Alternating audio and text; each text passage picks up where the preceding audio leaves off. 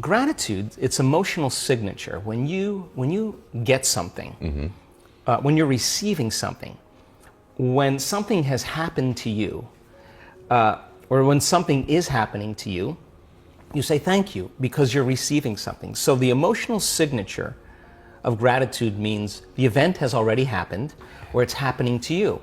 So the moment you open your heart and you feel gratitude, well, that emotion then is telling the body that the experience has already occurred, and the thought then can make it into the body because it's consistent with the thought. So now you're beginning to program the autonomic nervous system into a very specific destiny. You got to maintain that modified state of mind and body your entire day, independent of the conditions in your outer environment, independent of your body's cravings of those emotions and habituations, and independent from time. And if you can, get ready, because something weird or unusual, some synchronicity, some coincidence, some opportunity is going to land in your lap.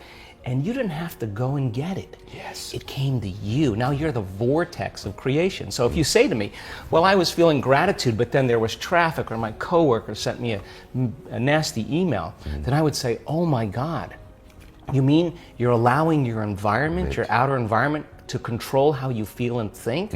You're back to the unconscious program that you're the victim to your life. You got it. But when you start producing those outcomes in your life, you're going to pay attention to what you did inside of you, and you're going to believe more that you're the creator of your life and less of the victim of your life. That is so unbelievable, the way that I've never heard anybody ever say it like that before, because I've watched people who's, this person's caused this insecurity in their life.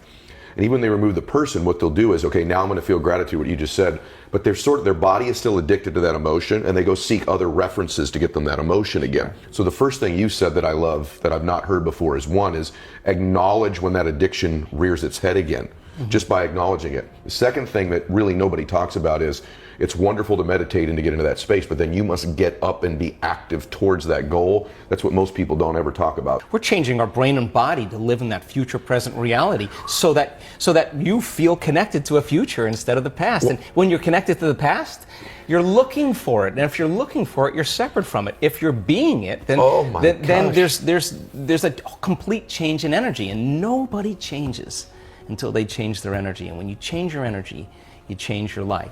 After 8,500 brain scans, I can tell you that you and I are at our absolute best when we get beyond ourselves. That is the elegant moment where we're free enough to create without any encumbrances.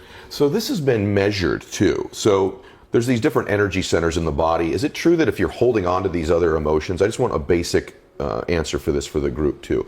If you're holding on to these negative emotions and you're not moving towards this more empowering emotion, what happens to these energy centers in the body? Can you describe that to some extent? The majority of our thoughts and feelings are connected to our sexuality, to our victimization, our guilt, our suffering, our shame, our unworthiness, our self-doubt, or our importance, our control, our fear, our anger, our frustration, our hatred, our judgment. Those are the first three hormonal centers in the body. And those first three centers have everything to do with survival. And those centers are energy consumers. Orgasm, digestion, stress is a lot of energy that we're drawing from our very vital life force, our resource of light and information, and we're turning it into chemistry, and we're literally robbing the body's energy, right?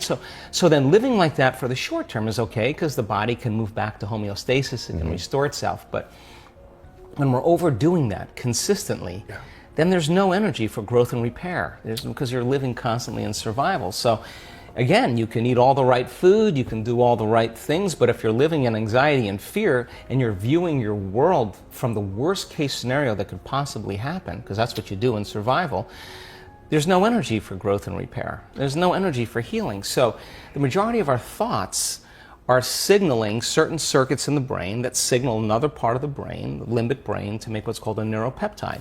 Neuropeptides are chemical messengers that signal hormonal centers. So now you're taking thought and you're storing it as energy in these energy centers. And if you're living in survival, why would you open your heart? I mean, it's just not a time to open your heart. I mean, if you're getting chased by T-Rex, it's not a time to meditate. It's not a time to learn. It's not a time to connect. It's not a time to communicate. It's not a time to sit down and go within. It's not a time to be vulnerable. It's time to run, fight, or hide. And so, is that why we're this way? I've never asked you this before. Is this some? I don't think you believe this, but I just want to understand. Is this some sort of genetic disposition that's been passed down to us since we've been chased by T-Rex? I think so. I think survival has been very adaptive. Yeah. Like, because if you're being chased by T-Rex, you don't run up to T-Rex and say, "Oh, cute little dinosaur, let me pet you." That's not adaptive. The fear is adaptive. You run from the unknown. You run from challenges, right? Yes. So if you're living in survival, there's better chances of surviving if you run from the unknown. And by the way, when you're living in survival, the infinite potentials in the quantum field, you'll select the worst case scenario in your mind. And you'll begin to emotionally prepare yourself for the worst case scenario, because you have better chances of surviving. There you go. If you prepare for the worst, right? There you so go. people spend their whole life thinking about the worst thing and emotionally embracing it. Well, you take a thought and emotion, or an image and an emotion, you're branding or conditioning your body into what? Anxiety, into fear. So then you keep doing that over and over again, the body becomes the mind of fear. And whether you think you can control it or not, you're going to have a panic attack. And the panic attack is the body saying, "You've conditioned me this way. Try as you may with your conscious mind to control it."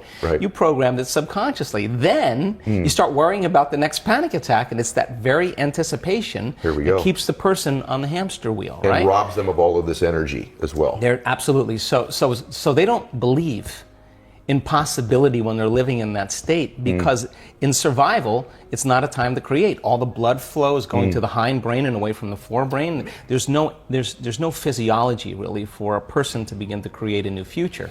So think about it. So then 70% of the time, people in the world are living anticipating the next moment based on their past moment. And so they're laying reality down moment by moment with the next known, the next predictable moment.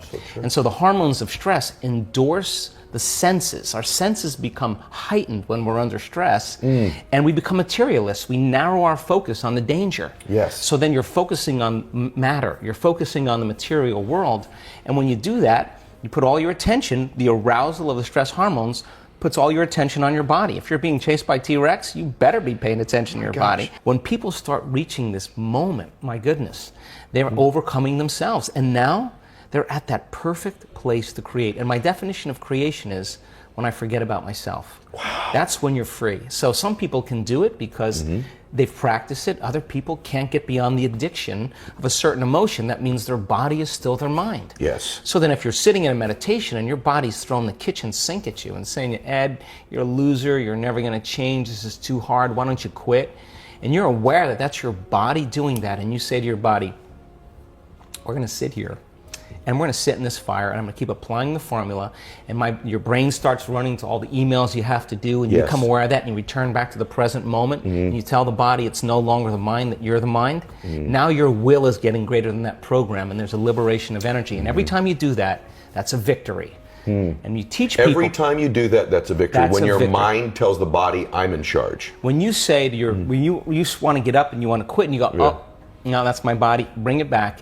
And now you're taming the animal. The body is the animal, and you're like a dog. You sit. And if you keep doing this, you're climbing on top, and the body finally acquiesces. It finally says, "I'm not going anywhere." And then boom, there's this liberation of energy. What's the side effect? Joy. Person's heart just automatically opens up, and every time they do that, those victories add up. There's no such thing as a bad meditation. There's only overcoming yourself. And when you sit in the fire and you work with that, people say to me, "Why do you meditate every morning?" I say, because if I can overcome myself in the morning, the rest of my day is easy. It's easy. Not true? Because that's what it's about. You master yourself, you master your life. And so then all the chatter in your head that you listen to all day long, that is called the default mode network in the brain. Our research shows that shuts off. Not just shuts off during the meditation, it stays shut off for the rest of the day. So the critic in your head that's telling you this will never happen, you don't have enough time, there's no voice there. So you just have a clear flow on where you're going, and you trust yourself more.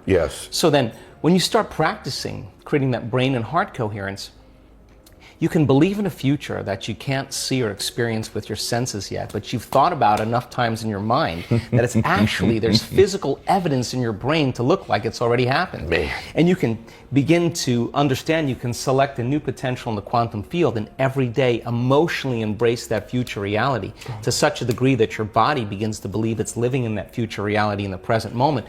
And you're signaling new genes and new ways to change your body to look like it's already happened. Now think about this. If there's physical evidence by thought alone in your brain and body to look like your wealth or your future has already happened, it's already happened. Already happened. And you're already it. So it's not about your wealth. It's not about your health. It's not about your freedom. It's who you become. So then as you overcome, you become someone else. And so most people don't understand that that the truth is that every time you overcome yourself a little bit more, the side effect is that you love yourself a little bit more. And so now, self-love is no longer about pleasure or having a car. It's something that you're cultivating within you. So then imagine, we have research to show, and this is such a duality, that when you start seeing the brain start synchronizing, getting coherent. The front of the brain and the back of the brain, the two hemispheres coming together, and we can say to scientists that come and study our work, oh, watch this, Ed's gonna pop. What do you mean? Just watch, just is gonna be good. And all of a sudden you see this brain going into this kind of psychic union, the heart blows wide open, you see coherence going on, and you'll look around at that person, and there's tears running down their face. Imagine feeling so whole that it's impossible to want. I mean, how can you want when you're whole? Because you feel like you already have it. Now, when you reach that point, that's when the magic happens, because now you are worthy to receive. And the universe only gives us what we think we're worthy of receiving.